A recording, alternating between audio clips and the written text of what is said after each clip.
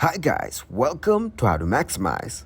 In this video, I will show you how to add a payment method on Steam.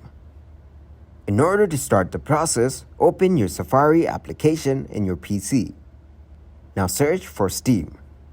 Then click on Welcome to Steam. As the new page will appear on your screen, click on your username on the top right. Here, click on Account Details. Then click on Add a payment method to this account. From here, you can enter your card number. Then enter your expiration date and security code. Then enter your name and city. After that, enter your billing address, your zip or postal code and billing address line. Select your country. Then add your phone number. After that, click on Continue. This is how you can add a payment method on Steam. Thanks for watching and please leave a like, subscribe, and share.